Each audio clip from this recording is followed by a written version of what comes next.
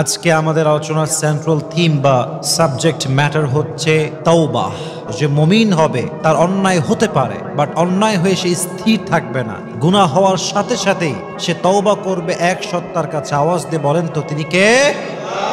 So তওবা, it is most important step for a person who intends to walk in the path of religion. যে ব্যক্তি আল্লাহর পথে চলতে চায়, আল্লাহর দ্বীনের পথে চলতে চায়, তার জন্য তওবা হচ্ছে প্রথম ধাপ। আপনি পুরোটা জীবন অন্যায় করেছেন, জুলুম করেছেন, সুদ খেয়েছেন, ঘুষ খেয়েছেন, জেনা করেছেন, দুর্নীতি করেছেন। আপনি যখন জীবন পরিবর্তন করতে চান, the first step is you have to be repent to your Lord whatever you have committed in your past. আগে যা করেছেন এই সব কিছুর জন্য অনুতপ্ত হবেন এক সত্তার কাছে, তিনি কে?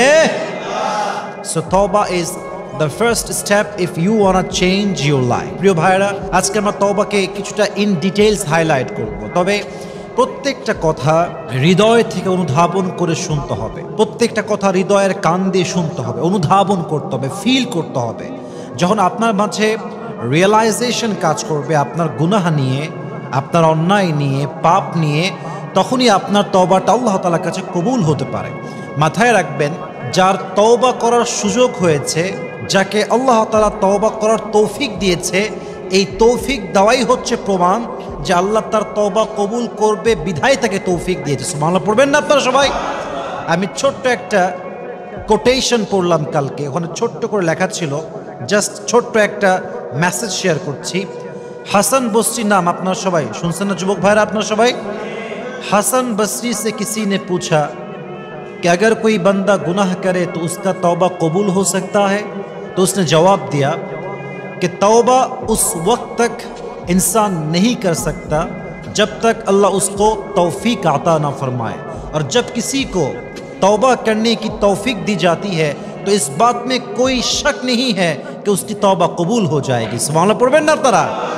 ওনাকে বলা হলো, আচ্ছা বলেন তো, কোন গুনাহগার বান্দার তওবা কি আল্লাহর কাছে কবুল হতে পারে? এটা কি সম্ভব কবুল হওয়া? উনি বললেন, একজন বান্দা ততক্ষণ পর্যন্ত তওবা করতে পারে না যতক্ষণ পর্যন্ত তার তওবার তৌফিক আল্লাহ তাকে না দেয়। আর যখনই তওবার তৌফিক হয়ে যায়, আল্লাহ আপনাকে সুযোগ দিয়েছে ইস্তেগফার করার, আপনাকে আল্লাহ সুযোগ দিয়েছে তওবা করার, এর মানেই হচ্ছে আল্লাহ আপনার তওবা কবুল করবে, বিধায় আপনাকে সুযোগ দিয়েছে। সুবহানাল্লাহ পড়বেন না আপনারা? আল্লাহু আকবার, কি সুন্দর কথা, কি সুন্দর জবাব তার। এজন্য তওবাকে আমরা ইন ডিটেইলস জানবো আজকে, সকলেই বলেন ইনশাআল্লাহ। প্রিয় যুবক ভাইরা, আমার প্রিয় মা এবং বোনরা যারা আমাকে শুনবেন আগামীতে, একটা কথা মাথায় রাখবেন, আল্লাহ তাআলা মানুষকে সৃষ্টি করেছেন এমনভাবে, মানুষের মাঝে যেমন রয়েছে আকল কিংবা বিবেকের প্রহরা, ঠিক তেমনি ভাবে এক্স্যাক্টলি মানুষের মাঝে রয়েছে নফস কিংবা শয়তানের কুমন্ত্রণা। মানুষ তার জীবনে এন্টায়ার লাইফে যত ভালো কাজ করে, যত সুন্দর কাজ করে, মানুষের উপকার করে, ভালো কাজ করে, সেটা আকল খাটিয়ে করে, বিবেকের জন্য করে। ঠিক তেমনিভাবে মানুষ তার নফসের পাল্লায় পড়ে, শয়তানের কুমন্ত্রণায় পড়ে গুনাহ করে, পাপ করে। যখনই মানুষ কোনো পাপ করে, তখন শয়তান তার সামনে পাপের কাজগুলোকে সুশোভিত করে উপস্থাপন করে। ফলে পাপগ্রস্ত ব্যক্তি পাপ করতে করতে পাপে সে নেশাগ্রস্ত ব্যক্তির মতো হয়ে যায়। কিন্তু যখন সে after having done those things, এই কাজগুলো করার পরে, when he realized that he has committed something wrong, যে আমি ভুল করে ফেলেছি, and now it is the right time to go back to my Lord, it is the right time to be repent to my Lord, এটা আমার সঠিক সময় রবের কাছে ফিরে যাওয়ার, আমাকে তওবা করতে হবে। আল্লাহ তাআলা বলছেন, বান্দার সমস্ত কাজের মাঝে বান্দা যখন অন্যায় থেকে আমার কাছে ফিরে এসে তওবা করে, আমি তার এই কাজটাকে সবচাইতে বেশি ভালোবাসি। সুবহানাল্লাহ পড়েন। এজন্য কোরআনে আল্লাহ তাআলা বলেছেন, ইন্নাল্লাহা ইউহিব্বুত তাওয়াবিনা ওয়া ইউহিব্বুল মুতাতাহহিরিন। যেই বান্দা আল্লাহর কাছে তওবা করে ফিরে যায়, তাকে ভালোবাসে একজন, তিনি কে? আবার আল্লাহ রাব্বুল আলামিন সেই বান্দাকেও ভালোবাসেন। ওয়া ইউহিব্বুল মুতাতাহহিরিন, যে বান্দার পবিত্রতা পছন্দ করে তাকে ভালোবাসে একজন, তিনি কে? তাহলে বোঝা গেল যে বান্দা তওবা করে তাকে আল্লাহ তাআলা নিজেই ভালোবাসে। সুবহানাল্লাহ পড়েন সবাই আপনারা। এখন আসেন, what is the importance of তওবা? তওবার প্রয়োজনটা কেন? তওবার গুরুত্ব কত বেশি? যুবক ভাইরা চোখে চোখ রাখেন, কথাগুলোকে ভালো করে বুঝে শুনে ফিল করা ট্রাই করেন। আমাদের ভেতরে একটা নফস আছে, প্রবৃত্তি। এই নফস কিংবা প্রবৃত্তির অনুসরণ করে মানুষ অন্যায়ের কাজ করে। বুঝবেন কথাগুলো। অন্যায়ের কাজ যখন মানুষ করতে থাকে তখন সে এমন একজন ব্যক্তি হয় যেমন নেশাগ্রস্ত ব্যক্তি। দেখবেন যারা গাঁজায় আসক্ত, মদে আসক্ত, বিড়িতে আসক্ত, নেশা করতে করতে মানুষ এমন একটা লেভেলে আসে, এমন একটা স্টেজে আসে যখন সে গাঁজা না সেবন করলে আর ঘুমাইতে পারে না। ঠিক তেমনি ভাবে যখন বান্দা গুনাহ করতেই থাকে তখন সেই ব্যক্তি নেশাগ্রস্ত হয়ে যায়, পাপাসক্ত হয়ে যায়। আর পাপ কাজ করতে করতে হৃদয়ে স্পট এত বেশি পড়ে, পুরো হৃদয়টা কালো দাগ দিয়ে ভরে যায়। ফলে অন্যায়কে আর অন্যায় মনে হয় না, সুদকে সুদ মনে হয় না, ঘুষকে ঘুষ মনে হয় না, হারামকে হারাম মনে হয় না, জেনাকে জেনা মনে হয় না। সব কাজ মানুষ তখন দেদারসে করতে থাকে। অতএব এই মুহূর্তে বান্দা যদি তওবা না করে তাহলে সে কনফার্ম জাহান্নামী হয়ে যাবে। ঠিক কিনা বলেন? এই জন্য তওবা অত্যন্ত জরুরি। অতএব ভুল হতে পারে, অন্যায় হতে পারে, গুনাহ হতে পারে, বাট আমরা স্থির না থেকে তওবা করব এক সত্তার কাছে। আওয়াজ দিয়ে বলেন তো তিনি কে? তওবা কবুলের শর্ত কি যুবক ভাইয়ের জানতে হবে আপনাদের সবাইকে। যে কোনো মেয়ে অনেক অন্যায় করেছে, রিলেশনশিপ ছিল আগে, ফিরে আসছে, হারামে ছিল, ফিরে আসছে, বেপর্দা ছিল, পর্দাশীল হয়েছে। একজন যুবক যে আগে অ্যাডিক্টেড ছিল, ফিরে আসছে। একজন যুবক আগে যে দাড়ি শেভ করতো, he came back to his lord, ফিরে আসছে। একজন যুবক যে আগে পর্নোগ্রাফি দেখতো, ফিরে আসছে। তার তওবা সে করবে কেমন করে জানার দরকার যুবক ভাইয়েরা, আছে না নাই? নাম্বার 1 কন্ডিশন, যে তওবা আপনি করতে চান, প্রথম আপনার শর্ত হচ্ছে you have to be repent whatever you have committed in your past. যা করেছেন আগের জীবনে, প্রথমে আপনার কাছে এটা মাথায় রাখতে হবে যে আমি রবের কাছে অনুতপ্ত হচ্ছি, আল্লাহর কাছে আমি তওবা করছি। রাজি আছেন তো ইনশাআল্লাহ? Number 2, you have to hate that sin from your heart. যে অন্যায় আপনি করে এসেছেন এটাকে মনে প্রাণে ঘৃণা করবেন। Number 3, you have to promise to your Lord that you will never ever repeat this sin again in your entire life. আপনি আপনার জীবনে যে গুনাহটা অতীতে করে আসছেন, আগামীতে আর কখনো এই গুনাহটা করবেন না। রাজি আছেন তো ইনশাআল্লাহ? এই শর্তগুলো যে মানবে তার প্রত্যেকটা তওবার স্টেপকে কবুল করে নেবে একজন। আওয়াজ দিয়ে বলেন তো তিনি কে? তবে তওবার ব্যাপারটা হচ্ছে দুইভাবে হিসাব করবেন। এক হচ্ছে বান্দার হক, এক হচ্ছে আল্লাহর হক। আল্লাহর হক, নামাজ পড়েন নাই, রোজা রাখেন নাই, হজ করেন নাই, যাকাত আদায় করেন নাই, তওবা করলে আল্লাহ কবুল করতে পারে। বাট যদি আপনি বান্দার সঙ্গে গুনাহ করেন, অন্যায় করেন, জুলুম করেন, প্রথম শর্ত বান্দার কাছে ক্ষমা চাইতে হবে। কথা কি বোঝা যায় যুবক ভাইরা? বান্দাকে ক্ষমা চাইতে হবে যে ভাই আপনার কাছে ভুল করেছিলাম, ক্ষমা চাই। নাম্বার 1। নাম্বার 2, যদি আপনি তার কোনো হক নষ্ট করেন, কারো সম্পদ লুণ্ঠন করেছেন, কারো জমিকে আত্মসাৎ করেছেন, তাকে তার প্রাপ্য ফিরাই দেওয়া লাগবে। 1, তার কাছে ক্ষমা চাবেন। 2, তার যে প্রাপ্য তাকে ফিরাই দিবেন। তাহলে আপনার তওবাকে পরিপূর্ণ খাঁটি তওবা হিসেবে কবুল করবে একজন। আওয়াজ দিয়ে বলেন তো তিনি কে? এবার বলেন তো যুবক ভাইয়েরা, আমাদের জীবনে জুলুম, অন্যায়, গুনাহ, সুদ, ঘুষ, পর্নোগ্রাফি, যে কোনো গুনাহ, এমন কোনো যুবক কি পৃথিবীতে আছে যে যুবক বলতে পারবে যে আমি আমার পুরো এন্টায়ার লাইফে, পুরো জীবনে একটা গুনাহ করি না? এমন কোন যুবক কি পৃথিবীতে আছে? কেউ নাই। Everyone is a sinner, doesn't matter whether it is big or small. কেউ না কেউ যে কোনোভাবে, ছোট হোক বড় হোক, একটা না একটা অন্যায় আমরা জীবনে করেছি। And this is the nature of human being on earth. এটাই মানুষের স্বভাব, এটাই মানুষের নেচার। এখন আমি যে হাদিসগুলো আপনাকে বলবো, যে আয়াতগুলো বলবো, যে হাদিসে কুদসিগুলো শেয়ার করব, প্রত্যেকটা আয়াত, প্রত্যেকটা হাদিসে কুদসি আপনাকে আল্লাহর পথে ফিরে আসতে মোটিভেট করবে। সকলেই পড়েন সুবহানাল্লাহ। গুনাহগারের জন্য মোটিভেশন। আজকের ওয়াজটা তাদের জন্য অনেক বেশি এফেক্টিভ হবে যারা আল্লাহর কাছে ফিরে আসতে চায়। আজকের এই ওয়াজ সেই মেয়ের জন্য অনেক বেশি মোটিভেশন হবে যেই মেয়েটা পর্দাশীল হতে চায়। আজকের এই ওয়াজটা তাদের জন্য অনেক বেশি এফেক্টিভ হবে যারা নেশা থেকে ফিরে আসতে চায়। আজকের এই ওয়াজ তাদের জন্য অনেক বেশি কার্যকর হবে যারা হারাম রিলেশনশিপ থেকে ফিরে আসতে চায়। এত সুন্দর সুন্দর কথা হাদিসে আসছে, এক একটা হাদিস শুনলে পরিপূর্ণ আল্লাহর প্রিয় বান্দা হতে মনে চাইবে। সুবহানাল্লাহ পড়েন সবাই। প্রথম হাদিস, এটা হচ্ছে হাদিসে কুদসি, মান তাকাররাবা ইলাইয়া শিবরান তাকাররাবতু ইলাইহি যিরাআন। আল্লাহর ভালোবাসা বোঝার ট্রাই করেন। আল্লাহ রাব্বুল আলামিন বলছেন, আমার কোন বান্দা যখন আমার দিকে 1 বিঘত অগ্রসর হয়, আমার রহমত তার দিকে 1 হাত পরিমাণ অগ্রসর হয়। সুবহানাল্লাহ পড়েন। তুমি 1 বিঘত আগাবা, আমার রহমত তোমার দিকে 1 হাত আগাবে। ওমান তাকাররাবা ইলাইয়া যিরাআন ইলাইহি বাআন। আমার যেই বান্দা আমার দিকে 1 হাত আগাবে, আমার রহমত তার দিকে 2 হাত আগাবে। সুবহানাল্লাহ, আল্লাহু আকবার। কি সুন্দর হাদিসে কুদসি। ওয়া ইযা আকবালা ইলাইয়া ইয়ামশি আকবালতু ইলাইহি আহরউইল। আমার যেই বান্দা আমার দিকে হেঁটে হেঁটে আসবে, আমার রহমত তার দিকে দৌড়ে দৌড়ে অগ্রসর হয়ে যাবে। সুবহানাল্লাহ। আপনি যখন বান্দা হয়ে আল্লাহকে ডাকেন, আল্লাহ আপনাকে ওয়েলকাম জানায়। ওয়েলকাম, ওয়েলকাম, আসো, তোমাকে মাফ করার জন্য আমি আল্লাহ বসে আছি, তুমি খালি ক্ষমা চাও। ক্ষমা চাইতে দেরি হবে, আমি আল্লাহ ক্ষমা করতে দেরি হবে না। সুবহানাল্লাহ। শয়তান যখন মারদুদ হলো, বিতাড়িত হলো, তখন শয়তান বলল, আল্লাহ আমি তোমাকে চ্যালেঞ্জ দিলাম, দিস ইজ মাই চ্যালেঞ্জ। কি চ্যালেঞ্জ?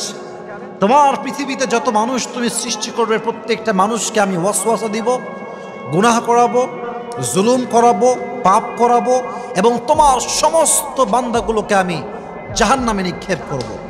আল্লাহ বললেন, চ্যালেঞ্জ ইজ অ্যাকসেপ্টেড, যাও, তোমার চ্যালেঞ্জ গ্রহণ করা হলো। তবে হ্যাঁ, শোনো শয়তান, তোমাকে বলে রাখি, আমার বান্দা যদি তোমার ওয়াসওয়াসায় পড়ে সারা জীবন অন্যায় করে, সারা জীবন জুলুম করে, পাপ করে, আর আমার বান্দা একবার যদি পড়ে আস্তাগফিরুল্লাহ, আমি সঙ্গে সঙ্গে বান্দার জীবনের সমস্ত গুনাহগাতা মাফ করে দিব। পড়েন সুবহানাল্লাহ। I will forgive all the sins of his entire life, whatever he has committed in his past. সে যা করেছে একবার পড়বে, আল্লাহ আমি তোমার কাছে ক্ষমা চাই, আস্তাগফিরুল্লাহ, আল্লাহুম্মা গফিরলি, O Allah forgive me, I seek your forgiveness, at the same time I will forgive him. সে সুবহানাল্লাহ। বান্দা তওবা করার সঙ্গে সঙ্গে তার তওবাকে কবুল করে নেবে। একজন আওয়াজ দিয়ে বলেন তো তিনি কে? শুধু এতটুকু নয়, দেখেন একটু বুঝবেন যুবক ভাই, আমার চোখে চোখ রাখেন, আল্লাহর সিস্টেমটা বোঝার ট্রাই করেন। আল্লাহ কত দয়াময়। দেখেন, আপনি প্ল্যান করেছেন কালকে আপনি সিনেমা হলে গিয়ে সিনেমা দেখবেন, প্ল্যান, এটাকে আপনি এখন ইমপ্লিমেন্ট করেন নাই। গুনাহের ইচ্ছা যখন বান্দা করে, গুনাহ যতক্ষণ পর্যন্ত সে না করে, আল্লাহ তার আমল নামায় গুনাহটা লেখেন না। এর বিপরীত দেখেন, বান্দা যখন কোনো ইচ্ছা করে যে কালকে আমি ভালো কাজ করব, অমুক কাজটা, for an example, before you go to sleep, আপনি নিয়ত করেছেন যে আমি আজকে তাহাজ্জুদটা পড়ব। জাস্ট নিয়ত, ইট ইজ জাস্ট ইন্টেনশন, নিয়ত যে আমি পড়বো ইনশাআল্লাহ। আপনি এখনো পড়েন নাই, আপনি নিয়ত যে করেছেন তাতেই আল্লাহ আপনার আমল নামে সওয়াব লিখে দিবে, শুধু নিয়তের জন্য। আরেকটা আপনাকে পয়েন্ট বোঝায়, ইসলাম কতটা মার্জিত, রব কতটা দয়াময়, কতটা মায়াময় তিনি। শয়তান তুই কি করবি আমার বান্দাকে ওয়াসওয়াসা দিয়ে? আমার বান্দা একটা আমল করবে, আমি আল্লাহ ওই আমলকে ডাবল করে দেব। সুবহানাল্লাহ পড়েন। নবীজি বলছে, আল্লাহ ডাবল করলে আমি খুশি না, আমাকে আরো বাড়ায় দেন আমার উম্মতের জন্য। আল্লাহ বলছে, ঠিক আছে নবী যান, ডাবল না, আপনার যেই বান্দা আমার রাস্তায় 1 গুণ আসবে, 1 গুণ দিবে, 1 গুণ দান করবে, তাকে আমি মান জাআ বিল হাসানা ফালাহু আশরু আমসালিহা, যেই বান্দা 1 গুণ দিবে তাকে আমি আল্লাহ 10 গুণ বাড়ায় দান করব। নবীজি বললেন, আমি তাও খুশি না, আমাকে আরো বাড়ায় দেন। এবার আল্লাহ তাআলা বললেন, সাবআ সানাবিলা ফি কুল্লি সুমবুলাতিন মিয়াতু হাব্বাব। ও নবী, এবার আপনি শুনেন, আমার খবর শুনে নেন আপনি ভালো করে। আপনার যেই বান্দা আমার রাস্তায় একটা ভালো কাজ করবে, একটা আমল করবে, একটা দান করবে, আমি তাকে 700 গুণ বাড়ায় দান করব। শয়তান তুই কি করবি? ওয়াসওয়াসা দিয়ে আমার বান্দাকে জাহান্নামে দিবি? হবে না, আমি তাকে প্রোটেক্ট করব, অবশ্যই প্রোটেক্ট করব তাকে, আমার বান্দাকে আমি। ইন্নামা ইউওয়াফাস সাবিরুনা আজরাহুম বিগাইরি হিসাব। আর আমার যে বান্দা ধৈর্যশীল হয়ে মারা যাবে, তাকে আমি বিনা হিসাবে জান্নাতে প্রবেশ করাবো। সুবহানাল্লাহ। এবার আসেন দুনিয়ার সিস্টেম আপনাকে বোঝাই। আমরা যেখানে আছি এখান থেকে আমাদের জেলখানা, বিভাগীয় জেলখানা খুবই কাছে, খুবই কাছে, 5 মিনিট হয়তো বা লাগবে। দেখবেন জেলখানায় যখন কোনো আসামি প্রবেশ করে, একবার গেছে বের হয়েছে, একবার গেছে বের হয়েছে, আর একবার গেছে আবার বের হয়েছে, এভাবে যখন কোনো আসামি জেলখানায় যায় বের হয়, যায় বের হয়, তখন তার নামটা আসামির খাতায় লেখা হয় দাগি চোর, দাগি ডাকাতি, দাগি গুন্ডা, দাগি মাস্তান। তার নামটা ব্লক লিস্টে পড়ে যায়। কথা কি বোঝা যায় যুবক ভাইয়েরা? মোস্ট ওয়ান্টেড ক্রিমিনাল, সব জায়গায় তার নাম ব্লক লিস্টে। সে যেই কান্ট্রিতে যাবে, he will be arrested in that country. তাকে সঙ্গে সঙ্গে অ্যারেস্ট করা হবে, ব্লক। তাহলে বোঝা গেল দুনিয়ার সিস্টেম বারবার অন্যায় করলে লাল কালি পড়ে যায়, ব্লক লিস্টে নাম চলে আসে। ঠিক কিনা বলেন যুবক ভাইরা? এবার আল্লাহর সিস্টেম দেখেন। বান্দা যখন কোনো গুনাহ করে, তার নামটা গুনাহের খাতায় লেখা হয়, অমুক বান্দা অমুক গুনাহ করেছে। আবার বান্দা যখন তওবা করে রবের কাছে ফিরে যায়, আল্লাহ শুধুমাত্র বান্দার গুনাহকে মাফ করেন তা কিন্তু নয়, বরং গুনাহের খাতা থেকে বান্দার নামটা আল্লাহ সঙ্গে সঙ্গেই মুছে দেয়। সুবহানাল্লাহ। শুধু মাফ করেন না, বরং তার গুনাহের খাতা থেকে নামটাই কেটে যায়। সে এমন হয়ে যায়, আত্তাইবু মিনায যামবি কামান লা যামবালা, সে সেই বান্দা হয়ে যায় যে বান্দা জীবনে কোনো গুনাহ করে, মাসুম নিষ্পাপ বান্দা হয়ে যায়। সুবহানাল্লাহ। কি দয়া, কি মায়া তার আমাদের রবের আমাদের জন্য। আল্লাহু আকবার। এবার আসেন আর একটা হাদিস শোনাই। এখন তো আমরা চালাই বাইক, আমরা চালাই কার, আমরা চড়ি বাসে, ট্রাকে। নবীজির জামানায় কিন্তু বাস, ট্রাক, বাইক কিছুই ছিল না। তখন ছিল উট। যুবক ভাইরা, তখন ছিল কি? উট।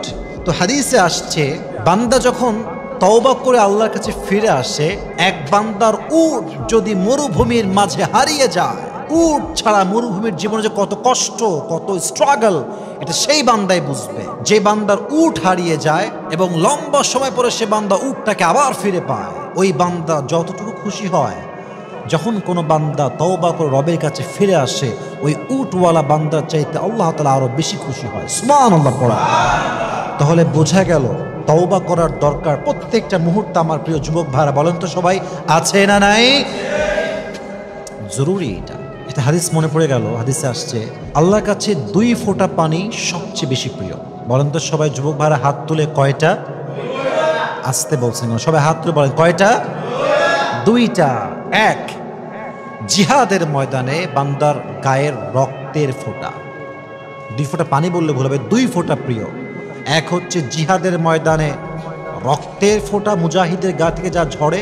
2 হচ্ছে অনুতপ্ত বান্দা যখন গুনাহের ভয়ে, অন্যায়ের ভয়ে, জুলুম করেছ অতীতে, এই ভয়ে যখন চোখের পানি 1 ফোঁটা তার নাকের ডগায় আসে, নাকের ডগায় আসার আগেই আল্লাহ তার জীবনের সব গুনাহ মাফ করে দেন। আরেক হাদিসে আসছে, নবী করিম সাল্লাল্লাহু আলাইহি ওয়াসাল্লাম বলেছেন, দেখো আল্লাহ কতটা রহমান। কোরআনে যেখানেই আল্লাহ জব্বার নাম এনেছেন, অর্থাৎ তার ক্ষোভ, রাগ, গজব, আযাব এনেছেন, সঙ্গে সঙ্গে তার দয়া এনেছেন। যেখানেই গজব সেখানেই রহম, যেখানেই গজব সেখানেই রহম। কেন? আমার বান্দা যেন হতাশ না হয়ে যায়। আমি যেমন পরাক্রমশালী, শক্তিশালী, আমি তেমন ক্ষমাশীল রব বটে। সুবহানাল্লাহ পড়বেন না আপনারা? আল্লাহু আকবার। কি সুন্দর হাদিসগুলো, শুনলেই তো রবের কাছে ফিরে আসতে মনে চায়। আর একটা হাদিস শোনাই। আল্লাহর হাবিব বলেছেন, আল্লাহ তাআলা যখন কোনো কওমকে আযাব দেওয়ার ইচ্ছা করেন, সিদ্ধান্ত করেন না আযাব দিবেন, কল্পনা করেছেন, সিদ্ধান্ত হয় নাই ফাইনাল। আযাব দেওয়ার পূর্বে আল্লাহ আবার সে কওমের দিকে তাকায় যে আমার কোনো বান্দা ঠিকঠাক আছে কিনা। যদি আল্লাহ দেখেন একজন বান্দা, একজন বান্দি, যে কোনো একজন তওবা করছে, ইস্তেগফার করছে, আবার কোন বান্দা সেজদায় আছে, কোন একজন বান্দা জিকির করছে আল্লাহর জন্য, একজন বান্দার জন্য আল্লাহ রাব্বুল আলামিন সঙ্গে সঙ্গে গজবের সিদ্ধান্তকে পাল্টে নেন। কোন সুবহানাল্লাহ। একজন বান্দা জিকির করার সঙ্গে সঙ্গে আল্লাহ তাআলা গজবের সিদ্ধান্ত পাল্টে ফেলেন। তাহলে আল্লাহর রহমত যুবক ভাইরা কম না বেশি? কত বেশি? এবার বলছেন আল্লাহ তাআলা তার পুরো রহমতকে 100 ভাগ করেছেন। বলেন সবাই কয় ভাগ? আরো জোরে কয় ভাগ? 100 ভাগ। এই 100 ভাগের মাঝে এক ভাগ দিয়েছে হাইওয়ানকে, প্রাণীদেরকে। একজন মা তার সন্তানকে ভালোবাসে, সন্তান তার মাকে ভালোবাসে, হুজুর তার ছাত্রকে ভালোবাসে, ছাত্র তার হুজুরকে ভালোবাসে, একজন স্বামী তার স্ত্রীকে ভালোবাসে, স্ত্রী তার স্বামীকে ভালোবাসে, এক ভাই তার বোনকে ভালোবাসে, এক বোন তার ভাইকে ভালোবাসে। এই পৃথিবীর সমস্ত ভালোবাসা, এটা হচ্ছে আল্লাহর রহমতের 100 ভাগের 1 ভাগ।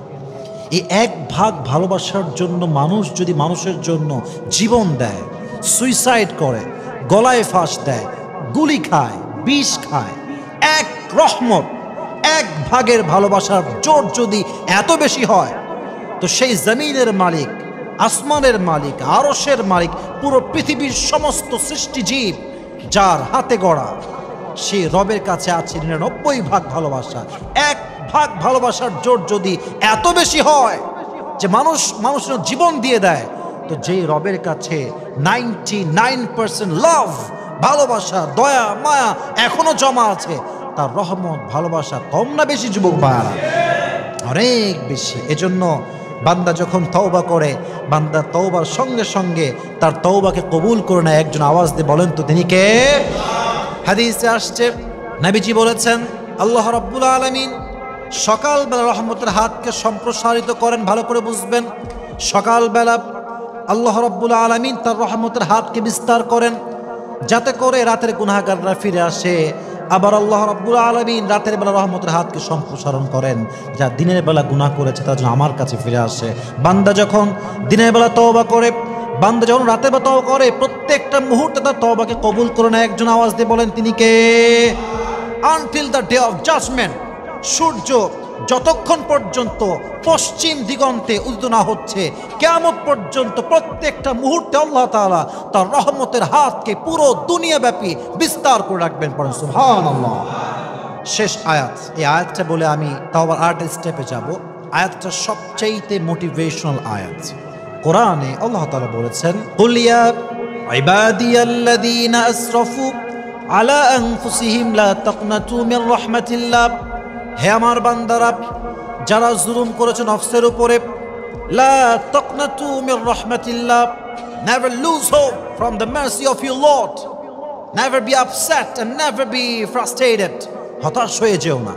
এখানে একটা কথা বোঝার ট্রাই করেন যুবক ভাইরা, ইয়া ইবাদি, আল্লাহ বলেন না ইয়া আইয়ুহাল্লাযীনা আমানু, আল্লাহ বলেন না ইয়া আইয়ুহান নাসুত্তাকু, আল্লাহ বলেন না ইয়া আইয়ুহান নাস, না, ইয়া আইয়ুহা কুল ইয়া ইবাদিয়াল্লাযীনা আমানু, হে আমার বান্দারা। এখানে মুসলিম হতে পারে, নন মুসলিম হতে পারে, একজন খ্রিস্টান হতে পারে, ইহুদি হতে পারে, একজন মুশরিক হতে পারে, মুরতাদ হতে পারে, একজন নাস্তিক হতে পারে।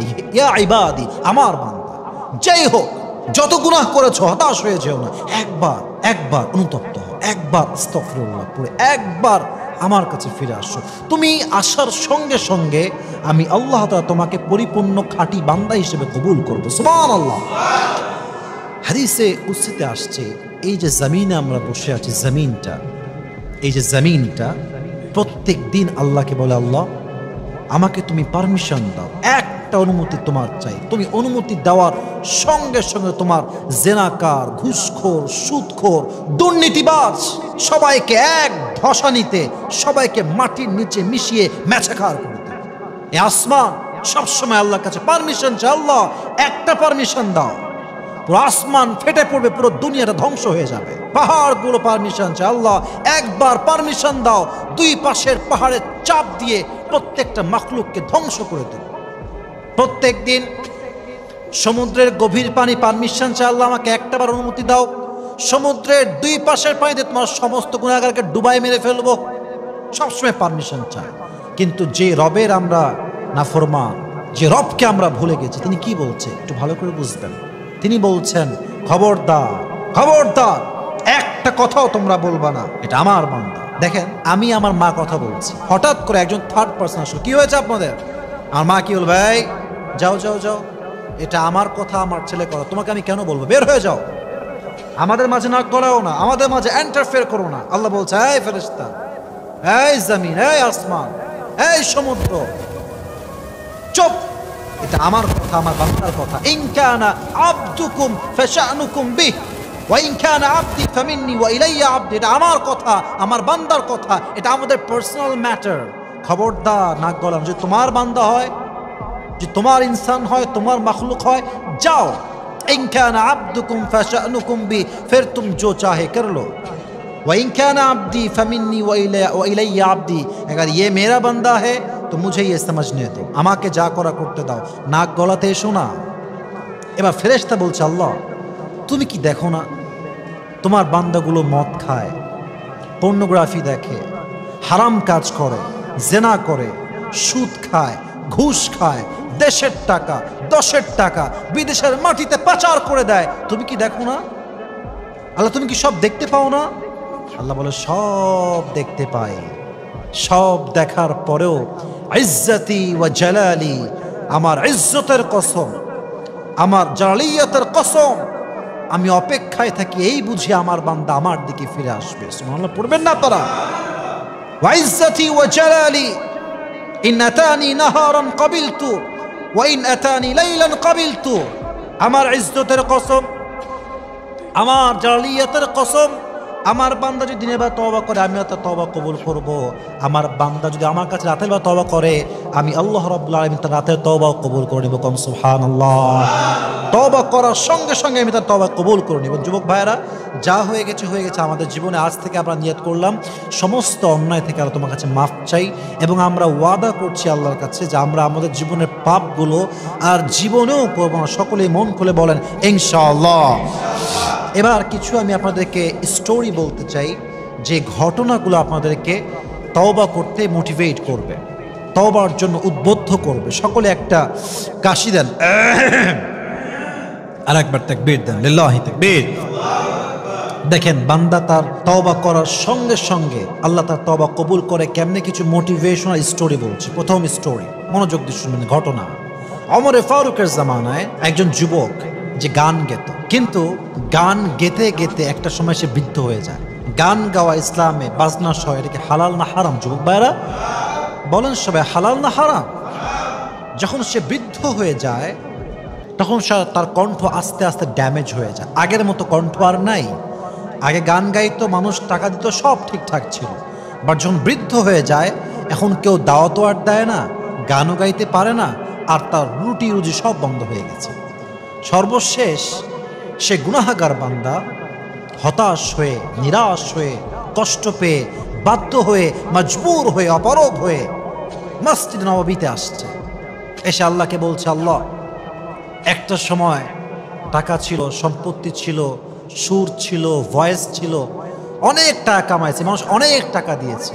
আজ আমার সুর নাই, গান নাই, কেউ আমাকে এক পয়সা কিছু দিতে চায় না, আমার রুটি নাই, রুজি নাই, তুমি আমার উপরে একটু রহম করায় আমার রব। সঙ্গে সঙ্গে আল্লাহ তাআলা ওই জামানার খলিফা, শ্রেষ্ঠ খলিফা, ইসলামের বীর মুজাহিদ খলিফা ওমরে ফারুককে স্বপ্নে দেখালেন, হে ওমর জলদি করে যাও, মসজিদ নববীর সামনে আমার একজন বান্দা বসে আছে, তার কিছু দরকার, তাকে তুমি পূরণ করে দাও। ওমরে ফারুক সঙ্গে সঙ্গে ঘুম থেকে উঠে দৌড় দিয়েছে মসজিদে নববীর দিকে। যখন ওমর আওয়াজ সে শুনতে পেয়েছে যে Omar is coming from my back side, সে আওয়াজ শোনার সঙ্গে সঙ্গে উঠে দৌড় দিয়েছে। ওমরও দৌড় দিয়েছে, এই থামো থামো, স্টপ স্টপ, কই যাও তুমি ভাই, স্টপ থামো। বলছে, ওমর আপনি কি আমাকে হত্যা করতে এসেছেন? আমি তো একজন গায়ক, আমি তো হারাম কাজ করে কামাই করেছি।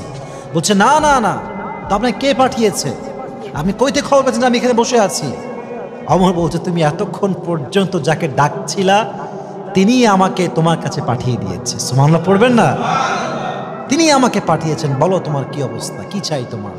হায় হায়, সঙ্গে সঙ্গে সেই গায়ক জমিন লুটিয়ে পড়েছে আর দুহাত তুলে আল্লাহকে বলছে, আল্লাহ সারা জীবন তোমার নাফরমানি করলাম, সারা জীবন তোমার বেঈমানি করলাম, সারা জীবন তোমার প্লেটে খেয়ে তোমার প্লেটটা ফুটা করলাম, তোমার লবণ খেয়ে তোমার গুনগান গাই নাই, আর জীবনে একবার তোমাকে ডাকলাম, তাও অন্য কোনো কারণ নয়, তোমাকে ভালোবাসি তা নয়, নিজের পেটের স্বার্থে তোমাকে ডেকেছি, নিজের স্বার্থে তোমাকে স্মরণ করেছি, তুমি আমাকে তাও ফিরাই দাও নাই। আয় আল্লাহ, যদি আমার তওবা কবুল হয়ে যায় তুমি আমাকে নিয়ে যাও, আমি আর থাকতেই চাই না। সেই বান্দা সেই জায়গায় কালেমা পড়তে পড়তে শহীদই মৃত্যুবরণ করে। সুবহানাল্লাহ পড়বেন না আপনারা? কালেমা মৃত্যুবরণ করা কিন্তু বড় একটা হার। কালেমা পড়ে মৃত্যুবরণ করা সবার হয় না। যাকে আল্লাহ কবুল করে তাকে আল্লাহ সেই সৌভাগ্য দান করে, ঠিক কিনা বলো যুবক ভাইরা?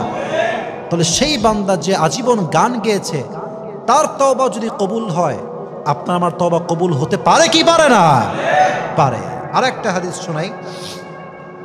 আচ্ছা, আমি একটা ঘটনা আগে বলতে চাই। এটার আগে আপনার সবাই আমার তারিক জামিলের নাম শুনেছেন? তারিক জামিল, আমি প্রায় তার নাম বলি। উনি সেই দিন একটা ঘটনা বলছিলেন যে, আমি এটা প্রায় আমার লেকচারেও বলেছি যে একজন যুবক ছিল মুসা আলাইহিস সালাতু ওয়াস সালামের জামানায়, যাকে সেই যুগের সমস্ত মানুষ ঐক্যবদ্ধ হয়ে বের করে দিয়েছে সে সবচেয়ে টাউট, বাটপার, চোর, জালেম, শয়তান, ডাকাত, সব অন্যায় সে করে।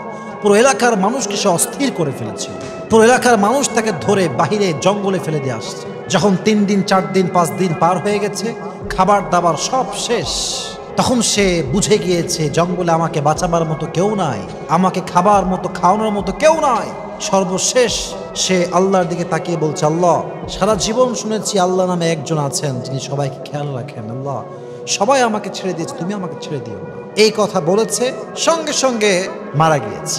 মুসা আলাইহিস সালাতু ওয়াস সালাম স্বপ্নে দেখছেন যে কোনো একজন বান্দা অথবা আল্লাহ তাকে বলেছেন কথা, যেহেতু আল্লাহর সঙ্গে মুসার কথা হতো, ওয়াকাল্লামাল্লাহু মুসা তাকলিমা, দুইটা কথাই আসছে। কেউ বলে স্বপ্নে দেখেছে, কেউ বলে আল্লাহ নিজে কথা বলেছে। তো আল্লাহ বলছেন, মুসা শোনো, আমার একজন প্রিয় বান্দা জমক জঙ্গলে মৃত্যুবরণ করেছে, তাকে সুন্দর করে দাফন কাফন করে জানাজার ব্যবস্থা করো। দৌড়ে গিয়েছে মুসা আলাইহিস সালাতু ওয়াস সালাম তার সমস্ত বনী ইসরায়েলের মানুষগুলো। কোথায় সেই যুবক? কে সেই যুবক যে জঙ্গলে মারা গিয়েছে? আল্লাহ নিজে পাঠিয়েছে খবরটা। তাকে যখন উঠিয়েছে দেখছে তো সেই যুবক, যেই যুবককে আমরা বের করে দিয়েছি তার অন্যায়ের জন্য, জুলুমের জন্য।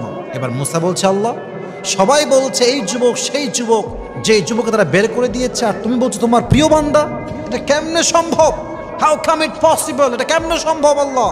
তো তারিক জামিল বললেন এই ঘটনা বলতে গিয়ে যে আল্লাহ বলছে, মুসা, ये बंदा वैसा ही था जैसे कि ये लोग कह रहे हैं, ये वही इंसान है, लेकिन जब उसको खबर आया कि अल्लाह के सिवा कोई उसका अपना नहीं है, वो दाएं भी देखा, बाएं देखा, सामने देखा, पीछे देखा, फिर वो बेबस होकर मुझे पुकारने लगा। फिर मैंने सोचा जिसको हर किसी ने छोड़ दिया मैं भी उसे कैसे छोड़ दूँ, ये मेरी रहमत को गवारा नहीं है। আমি ভাবলাম যেই বান্দাকে সবাই ভুলে গিয়েছে, যাকে সবাই ছেড়ে দিয়েছে এবং সে আমার দিকে তাকায় আছে, আমি তাকে রহম করব, আমি আল্লাহ রহমত আজ উথলাই পড়ে গেছে। সুবহানাল্লাহ পড়েন সবাই আপনারা। আমি সহ্য করতে পারি না, আমার রহমত তার জন্য উথলে পড়েছে, আমি তাকে মাফ করেছি। মুসা, যাও জানাজা পড়াও, দাফন কাফন করো, একজন ইমানদার মুসলিমের কবর যেমন হবে তাকেও তোমার তেমনভাবে কবরস্থ করো। পড়েন সুবহানাল্লাহ। তাহলে এই যুবক, যে যুবক সারাটা জীবন অন্যায় করেছে, জুলুম করেছে, তার গুনাহ যদি আল্লাহ মাফ করতে পারে, আপনার আমার গুনাহ আল্লাহ মাফ করতে পারে কি পারে না? সর্বশেষ একটা ঘটনা, অনেক ঘটনা বলার মতো আছে, বাট আজকে সব বলবো না, আরেকটা বলছি। মুসা আলাইহিস সালাতু ওয়াস সালামের জামানায় একবার কাহাত আসলো, এটাকে বলি আমরা খরা, বৃষ্টি হয় না, একদম রোদ আর রোদ, ফসল হয় না, অবস্থা খুবই খারাপ, ক্ষেত খামারের অবস্থা খুব খারাপ, জমিনগুলো একদম শক্ত হয়ে গেছে। এবার মুসা আলাইহিস সালাতু ওয়াস সালাম সালাতুল ইস্তিসকা পড়ার জন্য সবাইকে ডাকলেন, দোয়া করছে, আল্লাহ বৃষ্টি দাও, বৃষ্টি দাও, বৃষ্টি দাও। আল্লাহ বললেন, মুসা, তোমার এই মজলিসে এমন একজন যুবক আছে যে 40 বছর আমাকে ডাকে নাই। নাউজুবিল্লাহ পড়বেন না আপনারা সবাই? 40 বছর আমাকে ডাকে নাই, একটা মুহূর্ত আমাকে স্মরণ করে নাই। যতক্ষণ পর্যন্ত সেই বান্দা এখান থেকে বের না হবে আমি তোমাদের কারো দোয়াকে কবুল করব না।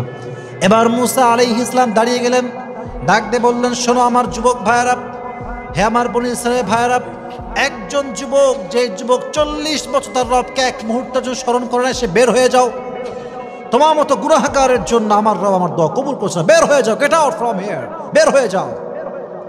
যেই বান্দা 40 বছর ডাকে নাই, সে তো বুঝে গিয়েছে আমার কথাই বলা হচ্ছে। সে মনে মনে বলছে, আল্লাহ 40 বছর তোমাকে ডাকি নাই, বড় অন্যায় করে ফেলছি, আল্লাহ তুমি আমারে মাফ করে দাও। যখনই ক্ষমা চাইছে সঙ্গে সঙ্গে মুষলধারে বৃষ্টি শুরু হয়ে গেছে। এবার মুসা বলছে, আল্লাহ তুমি বললা ওই বান্দা না উঠলে তুমি বৃষ্টি দিবা না, তুমি হঠাৎ বৃষ্টি দিলা কেন? আল্লাহ বলছে, মুসা, আমার বান্দা তো আমার কাছে আবার ফিরে আসছে। সুবহানাল্লাহ পড়বেন না তো সবাই? মুসা বলছে, আল্লাহ সেই বান্দাকে আমাকে নাম বলো, সে কোথায় আছে আমাকে দেখায় দাও। আল্লাহ বলছে, মুসা, যখন সে আমার নাফরমান ছিল তখন তার নামটা আমি প্রকাশ করি নাই, আর এখন যখন সে আমার প্রিয় হয়ে গিয়েছে তার অন্যায় আমি রহমান কেমনে মানুষের সামনে প্রকাশ করবো? সুবহানাল্লাহ পড়বেন না আপনারা? কত দয়া, কত মায়া, কত ভালোবাসা! আল্লাহু আকবার, আল্লাহু আকবার।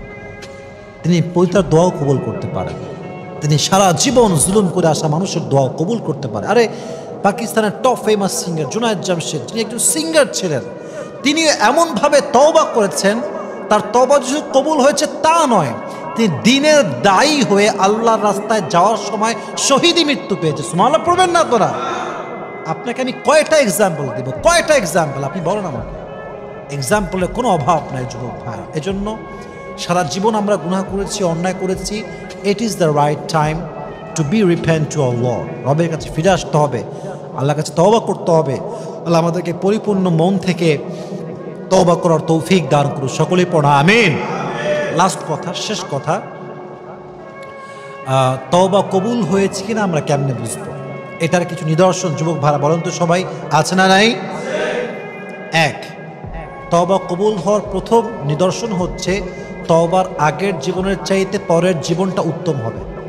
আমি আবারও রিপিট অ্যাগেন, তওবা কবুল হওয়ার প্রথম আলামত হচ্ছে তওবার পরের জীবন আগের জীবনের চাইতে অধিক গুণে উত্তম হবে, নাম্বার ওয়ান।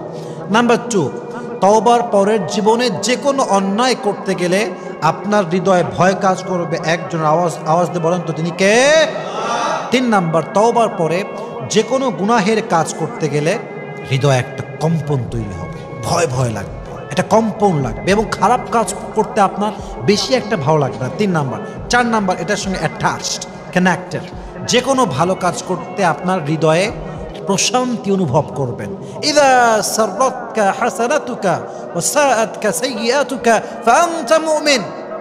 যখন বান্দা কোনো ভালো কাজ তার হৃদয়কে প্রফুল্ল করে এবং খারাপ কাজ তার অন্তরকে অশান্তি করে দেয়, তাকে বুঝতে হবে তার হৃদয় ঈমানের নূর দিয়েছে একজন, তিনি কে?